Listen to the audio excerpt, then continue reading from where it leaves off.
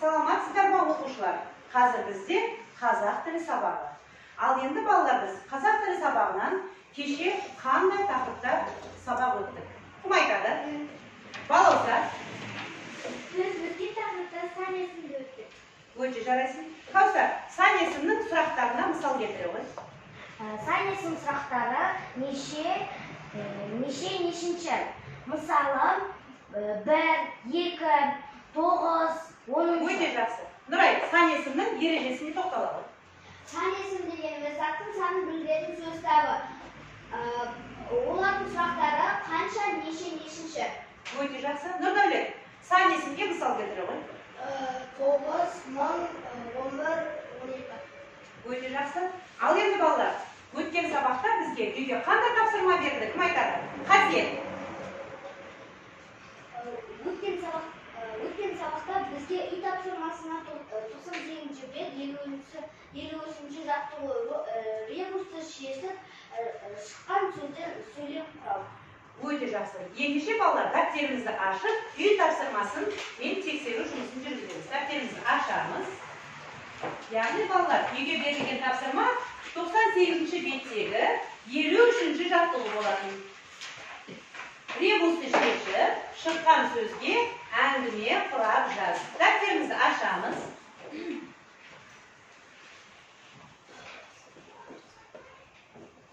Өте жақсы. Тамаша. Байқанықта қандай екен? Жарайсың, аяру, ағылу. Жақсы.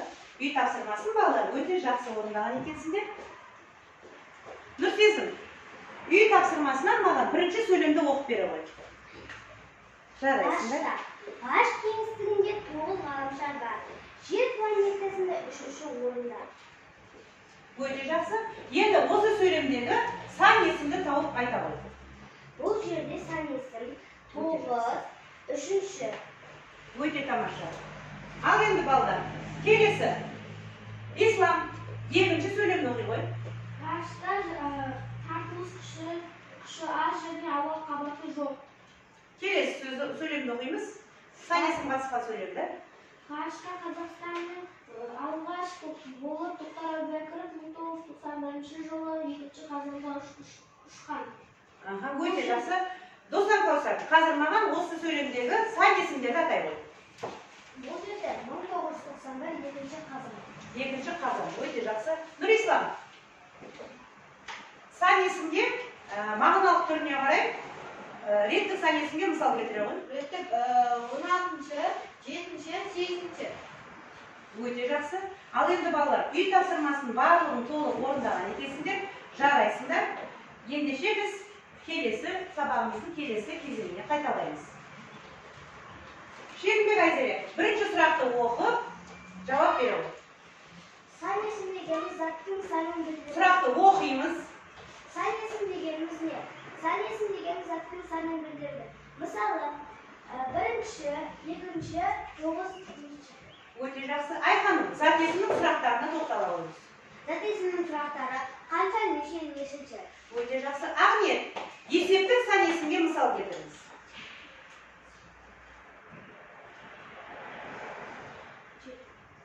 7, 9.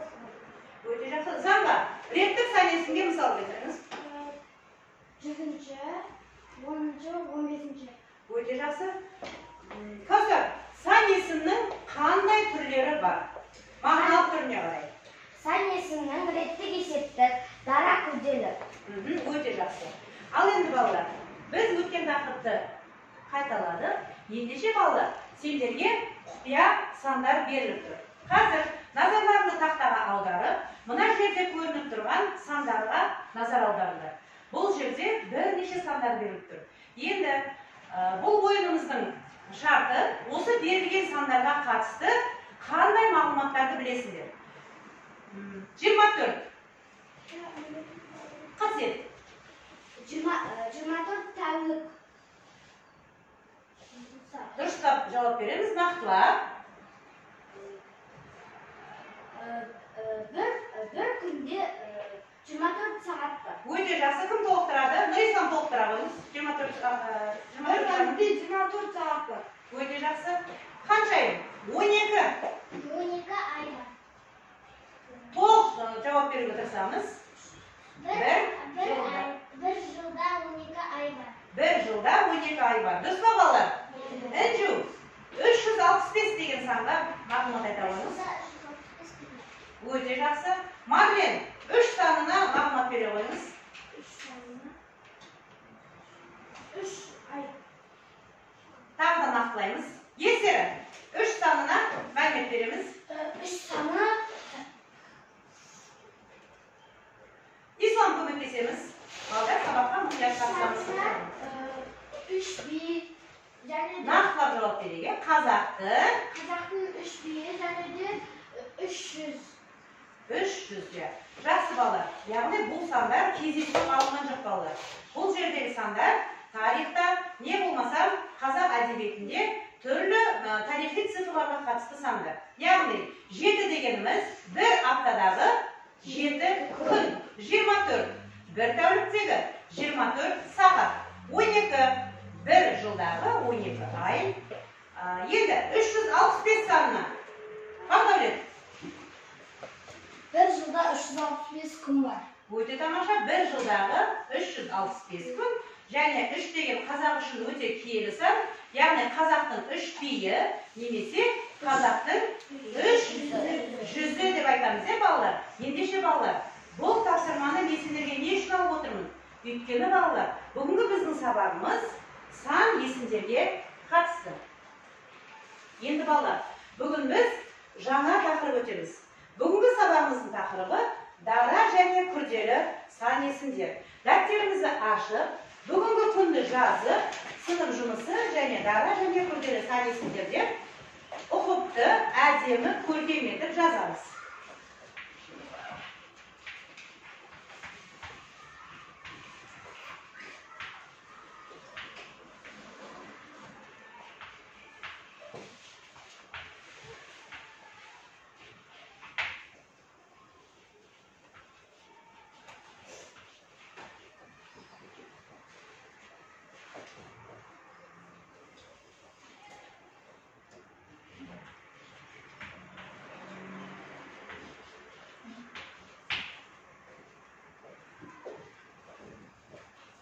Muhiyat, bolalar, qat'isiz, ko'rkam etib yozuvga tirishamiz. Жаңа sababimizning taqribi davra және күрделі son yesimlar. Жазудың барлық талаптарын орындаймыз, балалар. Әріптерді өзінің жазылу тәртібі бойынша, яғни емлесіне қатысты дұрыстап, нақтылап, әдемілеп жазамыз. Жарайсыңдар.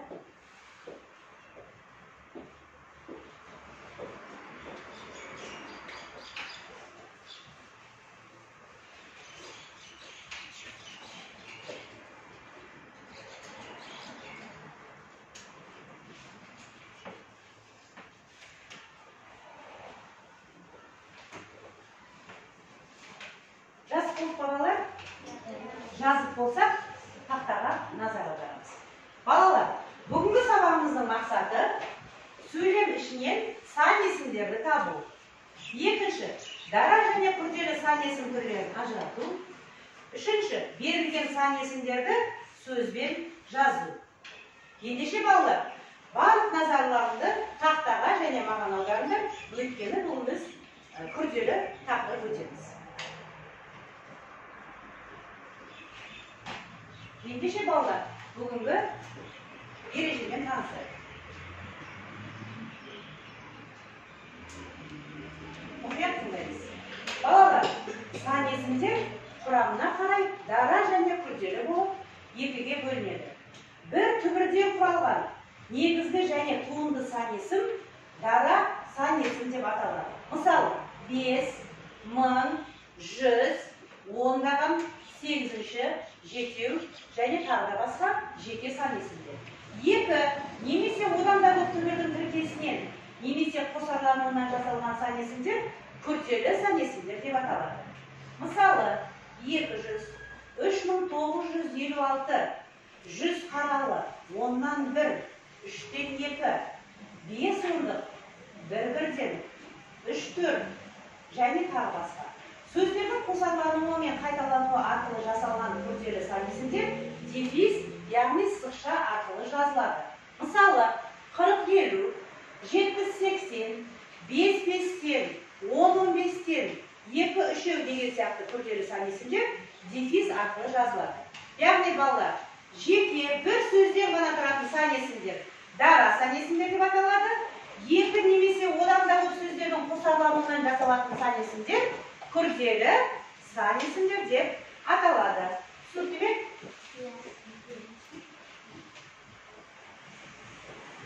Ендеше балалар, дәл қазір біз оқулықпен жұмыс жасаймыз. Қазақ тілі кітабының 100-ші бетін ашып, 55-ші жаттығуға назар аударамыз. 100-ші бет, 55-ші жаттығу. Балалар, 55-ші жаттығуда бізге мынандай тапсырма берілген. Мәтіннен сан есімі бар сөйлемдерді көшіріп жаз. Ендеше, Каусар, мәтіннің бірінші сөйлемін оқып бере ғой.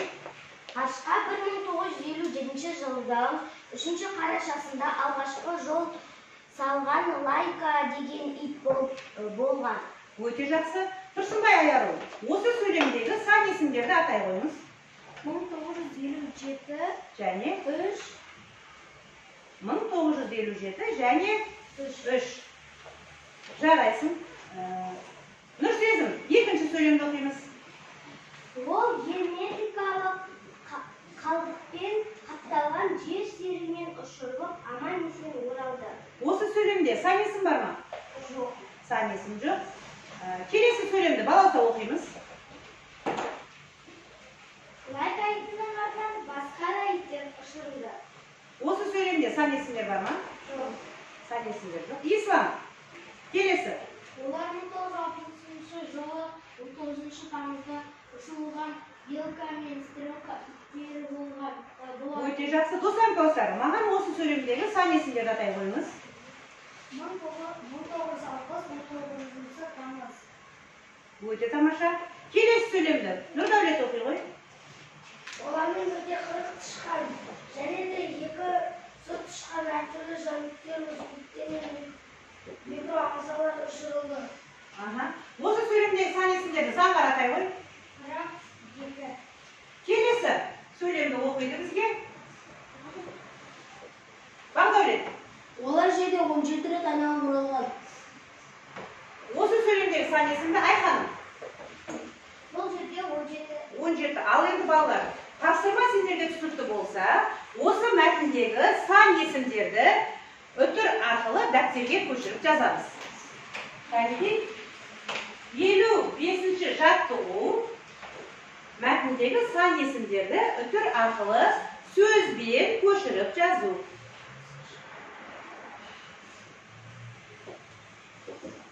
Дәулет, әдемілеп отырамыз. Дәулет, денемізді тіктеп, әдемілеп отырамыз. Жарайсыздар, балалар.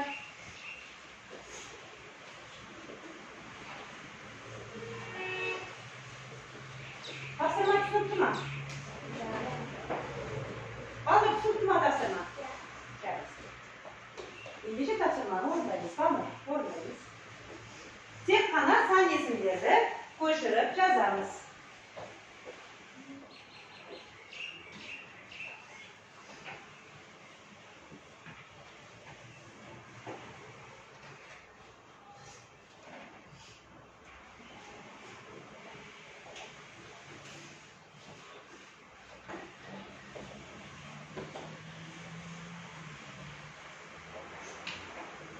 Жазып болсақ, қаламсапты мұқият орнына қойып, қазақтың маған береміз.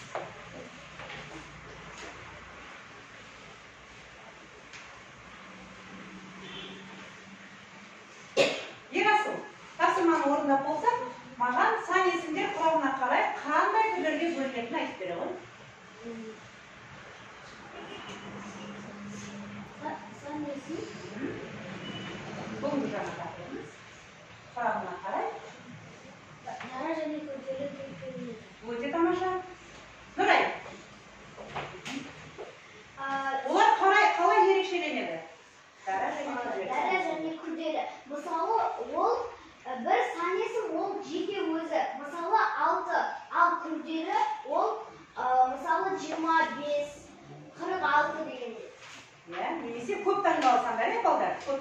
сандардың барлығы күрделі сан есімге жатады. Айару, қайталаймыз. Сан есімдерді біз қандай түрін өтіп жатырмыз? Дара және күрделі сан есімдер. Иә, өте жақсы. Айханым, дара сан есімдер дегеніміз қандай сан есімдер? Олар бір сөзден тұрады. Мысалы? Мысалға 5, болмаса 10, 30 дегендей. Өте тамаша. Қасиет, күрделі сан есімдерге мысал келтіріңіз. 12, 1933, 127. Өте жақсы. Тамаша. Балалар, тапсырманы орындап болсақ, келесі тапсырмаға дайындаламыз. Қазір балалар, сендерге үлестірмелі кеспелер таратылады. Мына жерге мұқият назар аударамыз, өйткені мына берілген тапсырманың орындалу жолын түсіндіремін. Қазір қарасаңдар балдар, ретімен сандар беріліп тұр, сандар цифрлар арқылы жазылған. Енді біз қалай орындаймыз? Мына жердегі жол көздерге сандарды сөзбен жазу керек, сөзбен. Және ол санның дара немесе күрделі екендігін, егер ол санымыз дара болатын болса, дара деген сөздің тұсына мынандай белгі қоямыз. Түсіндік пе?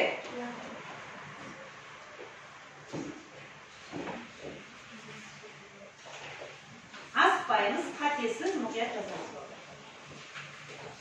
Бұл тапсырманы әрқайсыларын өздерін жеке орындайсыңдар.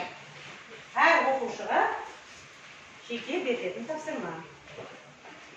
Асықпаймыз, бірінші жақсылап мұқият назар аударып, тапсырмамен танысып, сан есімдердің түрлерін ажыратып аламыз. Одан кейін ғана сандарды сөзбен жазып, оның дара және күрделі екендігін анықтап, тиісті белгіні қоямыз.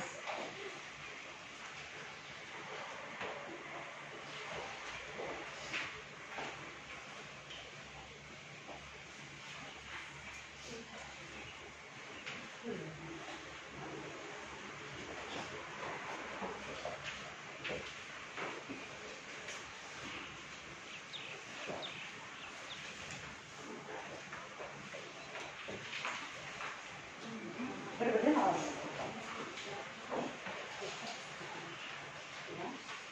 Асықпай, берілген көздерге сандарды сөзбен жазамыз, дара немесе күрделі екенін анықтаймыз. Аралбай Дәулет, орындаймыз.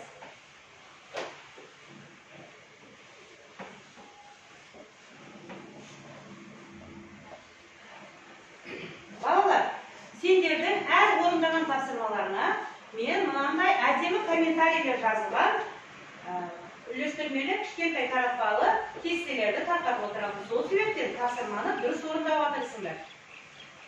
Өйткені жақсы баға сендердің жақсы білімдерінің нәтижесін көрсетеді.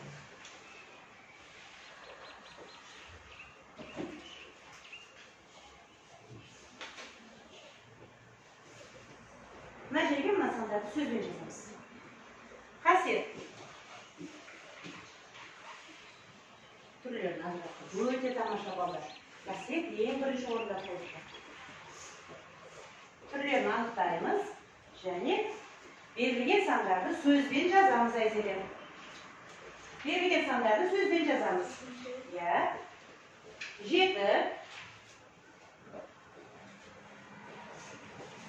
Нұрсезім.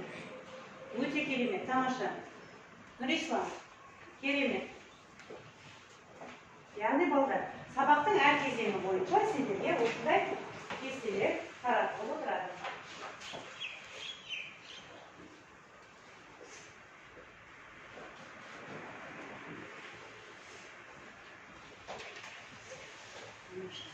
Өте жақсы.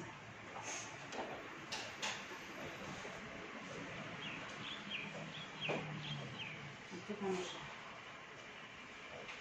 Сен ақылдысың. Дәулетке көмектесе, ең қоса күштеріне. Қасына жақын отырамыз, кестесін. Мынаны кестелік Дәулетке. Мұса, өте тамаша. Баласа, керемет. Тамаша. Өте жақсы мәселе. Иә, қатесіз. әдемілеп. Ахмет, жарайсың. Дархан, сен ақылдысың. Заңғат, керемет. Ислам, тамаша. Каусар, өте ақылдысың, тамаша. Нұрдәулет, керемет. Мейрамбек, тамаша. Данил, өте ақылдысың. Хамшайым, тамаша.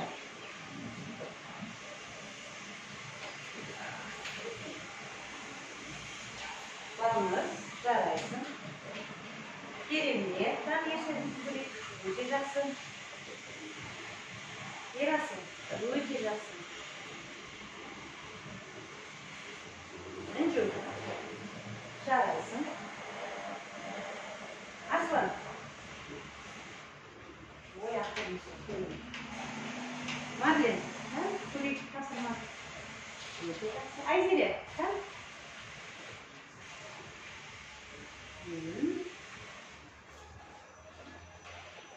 Севара. Өте тамаша. Аяғын көрдіңбесің?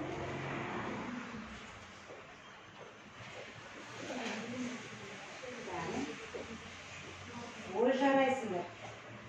Расылды. Өте тамаша. Балдар, барлықтарының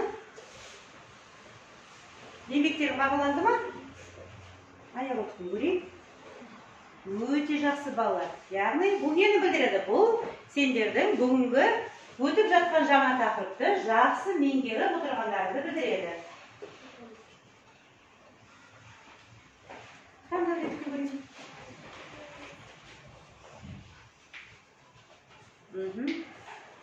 Жарайсың. Дәулет, жарайсың. Балныр.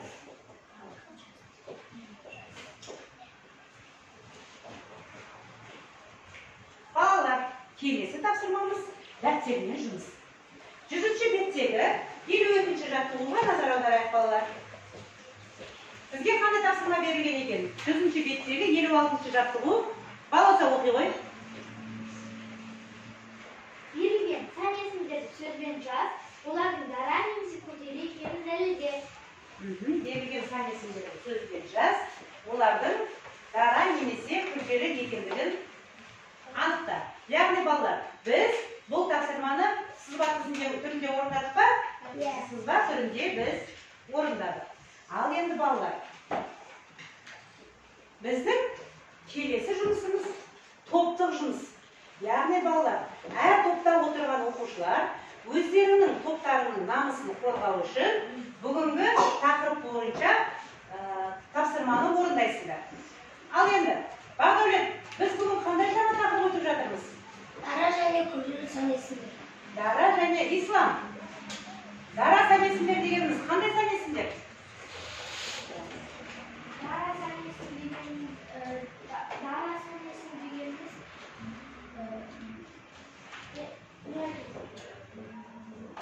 Нұрдәулет, дара сан есім дегеніміз Ислам отыра ғой, тыңдаймыз. Дара және күрделі дегеніміз сан есіміміз. Дара сан есімге тоқталайық. Дара сан есімге мысалға 96, 7. Иә, Нұрдәулет бізге мысалын келтірді. Енді дара сан есімдер дегенімізде ережені кім айтады? Дархан. Ислам назар аударамыз. Дара сан есім бір ғана сөз. Мысалы оған 91, сондай. Өте жақсы. Дидар, күрделі сан есімдер дегеніміз не екен? Күрделі сан есім дегеніміз ол 2 немесе 3. Одан да жоқ. одан да көптен тұратын сандар. Мысал келтіріңіз. Мысалы 95, Тағы. 620. Өте тамаша. Інжу, күрделі сан есімдер. Ережесін қайталаймыз.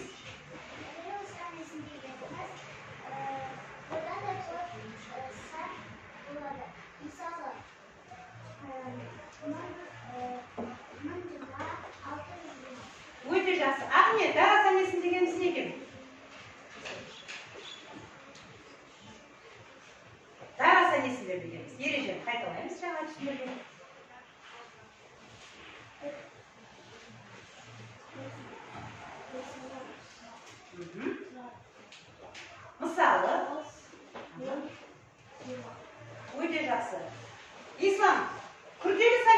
дегеніміз не екен? Күрделі сан есім дегеніміз екі немесе одан да көп сөзден тұрады. Мысалы, 220, 1265. Өте жақсы. Нұрай, айтайын деп отырамыз. Дұрыстап, қартыда айтайын деп отырамыз. Өте жақсы. Ал енді балалар, топтық жұмысқа дайынбыз ба? Яғни әр топ өз тобының намысын қорғау мақсатында бір-бірлерімен ақылдаса отырып, мына берілген сан есімдердің дара немесе күрделі сан есім екенін анықтайсыңдар. Ол үшін не істейміз?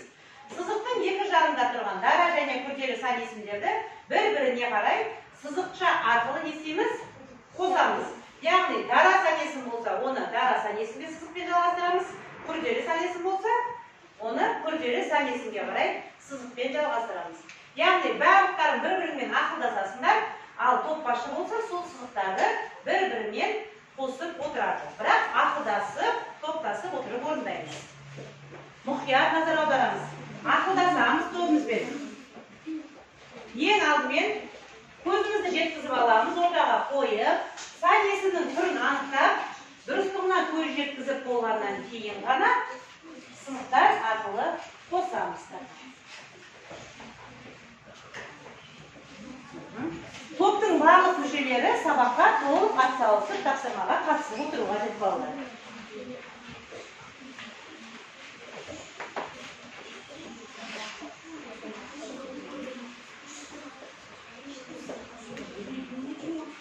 Барлық оқушылар бірге қатысып отырсын.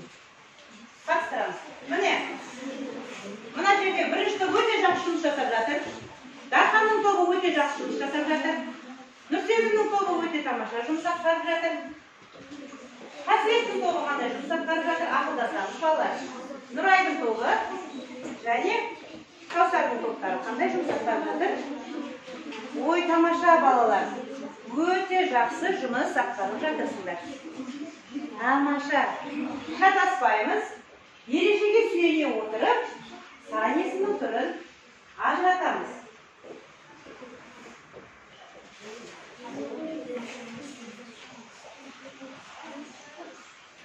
Біттіңдер ма Дидар?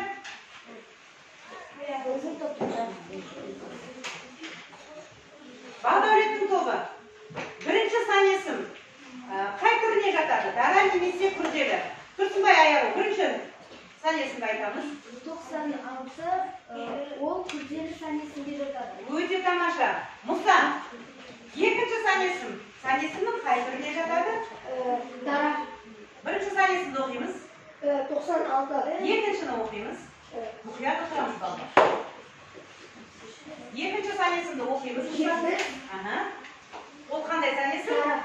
Өте тамаша. Аслан, үшінші сан есімді оқимыз. 306. Қандай сан есім? Өте тамаша.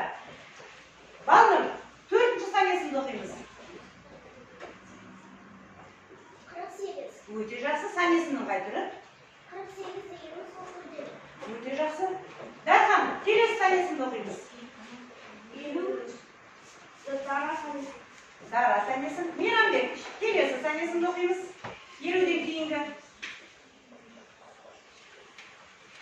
50-ден кейінгі сан есім. 88 күрделі. Күрделі сан есім. Нұрай, 88-дің алдындағы сан есімді оқимыз. 540 ол күрделі сан есім. Күрделі сан есім. Севара. Оқимыз. 10-15 Қандай сан есім? күрделі. Өте жақсы. Ерасыл. 4 қандай сан есім екен? Дара сан есім. Дара сан есім екен. Нұрасыл. Ол 26 ол күрделі сан есім. Күрделі сан есім. Заңғар, ең соңғы сан есім оқимыз. Ол дара сан есім. Дара сан есім екен. Яғни балдар, топпен ақылдасып отырып орындарыңдар ма? Топпен ақылдасып отырып орындасаңдар, онда балдар. Қай топтың оқушысы, қатысушысы маған ережені толық айтып береді? Дара және күрделі сан есімге топталып, кім нақты жауап бере алады? Ертері, ал жарсамыз. Сан есімдер құрамына қарай дара және сан есім және күрделі сан сан есіміне бөлінеді. Дара сан есімі дегеніміз бір ғана мағынаны, бір ғана сөзден тұратын, бір түбірден тұратын сан есім. Мысалға 5, 6, 50, 90. Күрделі дегеніміз екі немесе одан да көп сөзден тұратын, түбірден тұратын сан есім. Мысалға оған 56, 4500, 86, тағы да басқа. Күрделі сан есімдердің ортасына көбінесе дефис қою жазылады. Өте тамаша, керемет. Ертелі алғыр оқушы деген карточкаға ие болды. Тағы да келесі қай топтың қатысушысы? Және мына топ неге үнсіз отыр? Осы топтан сұрағым келіп тұр. Дайындаламыз, Марлен. Бағдәулеттен сұрайық. Сан есім екіге бөлінеді. Дара және күрделі. Асырмаңыз. Дара ол тек бір түбірден және бір саннан тұрады. Ал күрделі сан есім 4 немесе 3 немесе 2 одан да көп сөзден сандардан құралатын сан есім. Өте тамаша. Үштап отырамыз. Балдар, оқушы қалай отырады сабақта? Әдемілеп, денемізді тіктеп, барлық назарымызды тақтаға немесе мұғалімге аударып, әдемілеп отыруды үйренейік. Бағдәулет, өте тамаша алғыр оқушы. Ахмет. Мына топтан Ахмет айта қойсын. Айда біліп айтамыз. Сан есіміңіз қандай? Дара және күрделі. Дауыс шығарамыз. Дара сан есім бір түбірден құралады. Иә. Ал күрделі сан есім екі немесе сандардан құралады. Өте тамаша, керемет. Ахмет біздің бүгінгі сабағымыздағы алғыр оқушы деген карточкаға ие болды. Нұрислам, мына топтағы 5 қатысушы да өте жақсы қатысып отыр. Бағдәулеттің тобындағы оқушылар да өте тамаша қатысып отыр. Сан есім екіге бөлінеді. Дара және күрделі.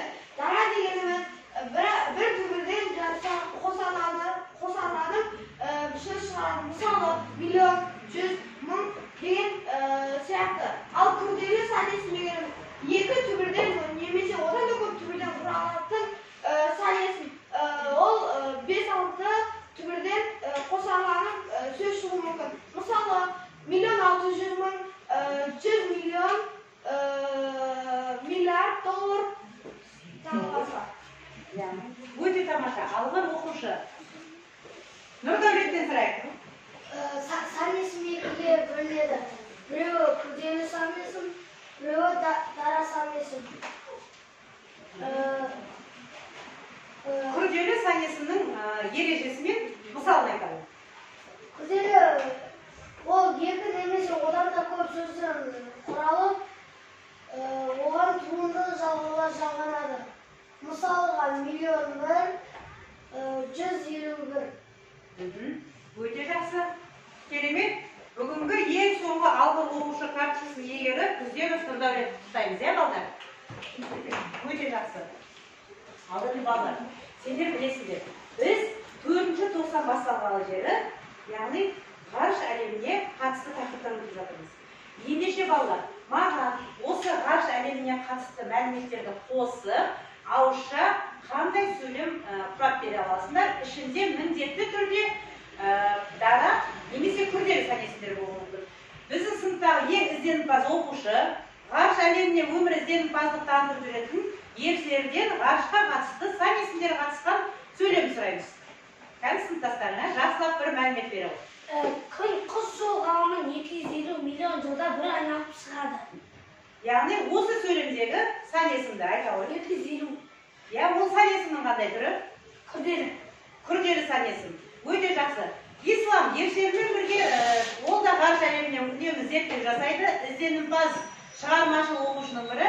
Ал ендеше керекті бір мәлімет айтып бере ғой. Меркурийдағы бір күн жердегі 59 күнмен тең.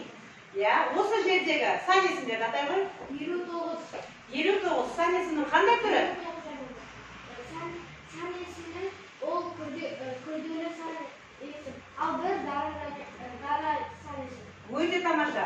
Ендеше досаң Кәусар, Болат Кәусардың да ізденімпаздық қабілеті өте жоғары, сондықтан ғарышқа қатысты тағы бір мәлімет айта қойыңыз.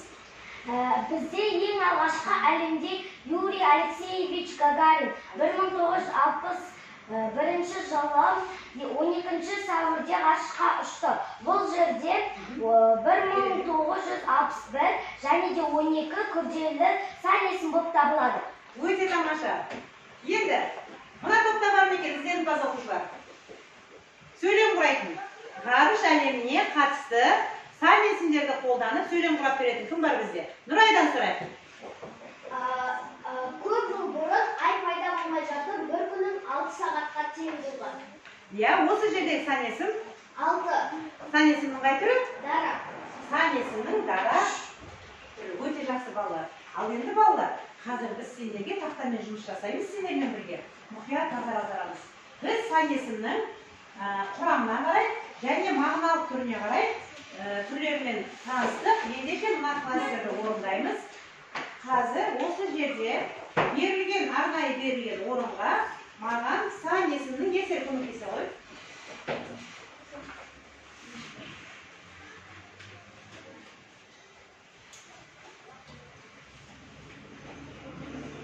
Сан есім мағыналық түріне қарай қандай топқа бөлінеді? Мағыналық. Балауса шықсын. Әне балауса. Мына берілген шеңбершелердің орнына осы жерде маған сан есімнің мағыналық түріне қарай бөлінеді, соның бір түрін жазып беремін. Атаймыз бірінші мағыналық түрін. Мағыналық түріне дара. Ол құрамына қарай.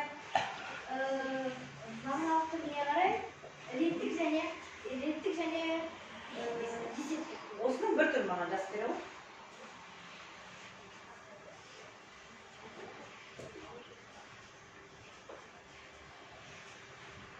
Бағдәулет, екінші мағыналық түрі қалай аталады? Есептік. Өте тамаша.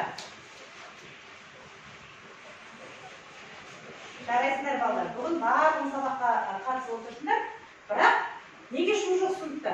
Білетін оқушылар қолды көтеріп отырмаймыз ба? Таласпаймыз ба? Топтық жарыс болып жатыр, жеке жарыстар болып жатыр. Есептік. Енді сан есім құрамына қарай бүгін өткен тақырып бойынша қасиет.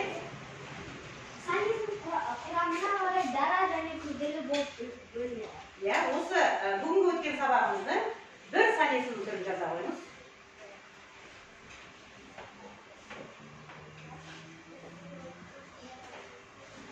Дара, өте жақсы. Асландардың тобынан аслан шығарамыз. Келесі түрі сан есімнің қалай аталады? Өте тамаша. Жарайсыңдар, барлықтарың қатесіз әдемі жазыңдар. Балдар, сан есімнің осы түрлерін үнемі есте сақтауымыз керек. Яғни, мағыналық түріне реттік және есептік, реттік сан есімдер ешқандай жалғаусыз айтылатын сан есімдер жұрнақсыз. 1, 2, 1000, 90, 100, 2000 деген сияқты. Ал енді есептік сан есімдер балдар. Есептік сан есімдерге жалғаулар жалғанады. Қосымшалар жұрнақтар, яғни 2-ші, 3-ші, 36-ші, 45-ші. Ал енді бүгінгі тақырыбымыз бойынша біз балдар сан есімнің құрамын өттік, құрамына қарай бөлінеді дара және күрделі сан есімдер. Өте жақсы балдар. Ал енді балдар,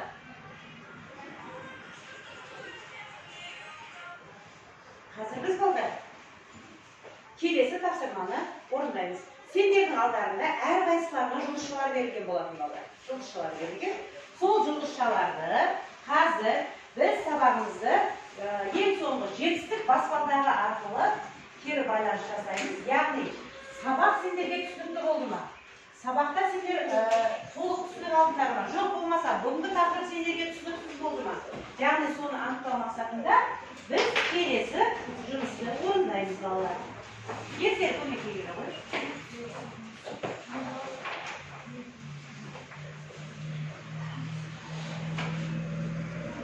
Сабағымыздың балдар соңғы кезеңдердің бірі жетістік баспалдағы деп аталады.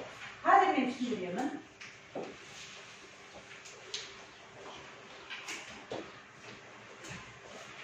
Балалар, егер міне жетістік баспалдағының түрлі түстен тұратын баспалдақтарды көріп тұрмыз. егер сендерге бүгінгі сабақ түсінікті болатын болса, онда сендер қолдарындағы жұлдызшаны жақсы түсіндім деген жасыл баспалдақтың тұсына жабыстырасыңдар. Егер сендер түсініп, бірақ әлде болса сұрақтарың бар болса, менен сұрайтын тағы да қажетті мәліметтер болса, онда түсіндім немесе сұрағым бар деген баспалдақтың тұсына жабыстырасыңдар. Ал егер де балдар, бүгінгі сабақтан ешнәрсе түсінбесеңдер, онда ештеңе түсінбедім деген баспалдақтың ең төменгі сатысына жабыстырасыңдар. Бірақ менің ойымша, бүгінгі жауаптарына қарап, мен сендерде мүлдем түсінбедім деген оқушы жоқ шығар деген ойдамын. Қазір бізде ертердің тобындағы оқушылар кезекті шығып жұлдызшаларын іле қойды. Келіңдер. Егер мына жерге жұлдызшалар сыймаса балдар, жоғары жаққа қарай жабыстыруға болады. Келесі.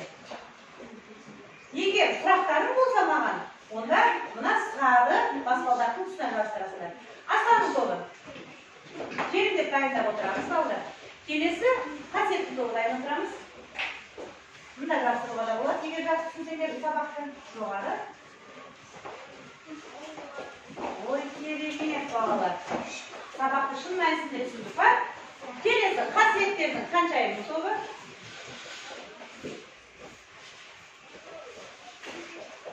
Өте тамаша.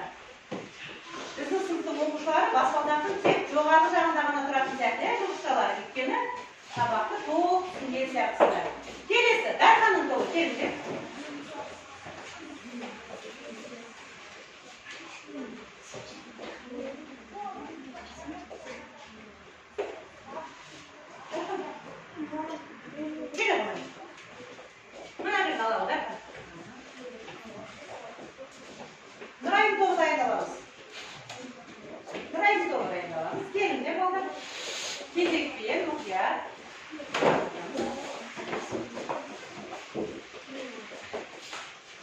Біздің жұлдыздарымыздың барлығы жоғарыда тұрады, өйткені ғарыш денелерінің бәрі қайда тұрады балдар?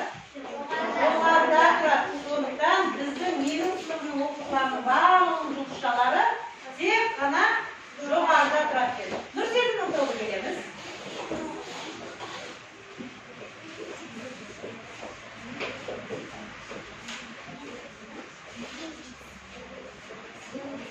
Тамаша. Келесі бізде ең соңғы топ, және бүгінгі сабаққа өте тамаша қатысып отырған, ауыз біршіліктері мықты, өте керемет топтың қатысушыларын шақырамыз. Қаусардың тобы.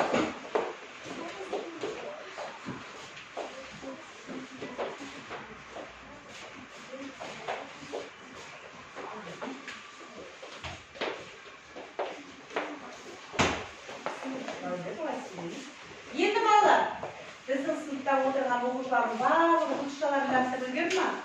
Егер мен мына жетістік баспалдағына қарасам, бұл жерде сыныптағы оқушылардың барлығы бүгінгі сабақты жақсы түсіндім деген баспалдақтың тұсына жабыстырған екенсіздер, балдар.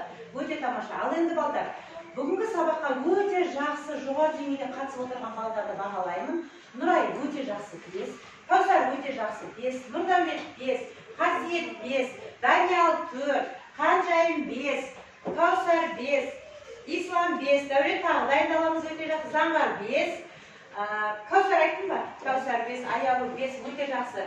Нұрислам, мына топтың барлық қатысушыларына 5, Нұрислам, Балауса, Айқаным, Мұса бар бізде. Және мына топтағы Заңғарға 5, және Шерімбек Айзереге 5, Асланға кешіріңіз. Келесі, мына топтағы қатысушылар Дарханға 5, Ақниетке 5, Аялу мен Нұрасылға 4 деген баға қоямын. Ерсердің тобындағы Ерсер өте жақсы сабаққа қатысты, қосымша мәліметтермен бөлісті, өте тамаша 5, Ерасыл 4, Балнұр 4, Інжу 4. Келесі, Ислам баға қойдық, Исламға өте жақсы, Мейрамбек 4, ал енді балдар тағы да жақсы баға алу үшін, бұдан да жоғары деңгейге жету үшін біз естеміз керек. Сабақты өте жақсы мұқият тыңдап, ережелерді толық жаттап алуымыз керек. Ал енді күнделікті ашып балдар, үй тапсырмасын жазып аламыз. Үй тапсырмасын жазып аламыз. Үй тапсырмасы 100-ші бет 59-ші жаттығу.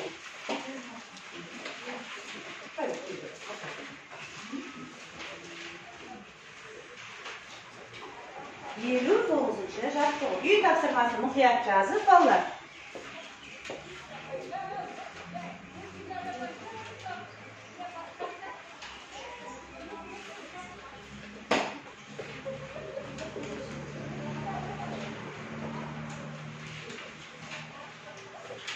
Балалар, осымен сабағымыз аяқталды.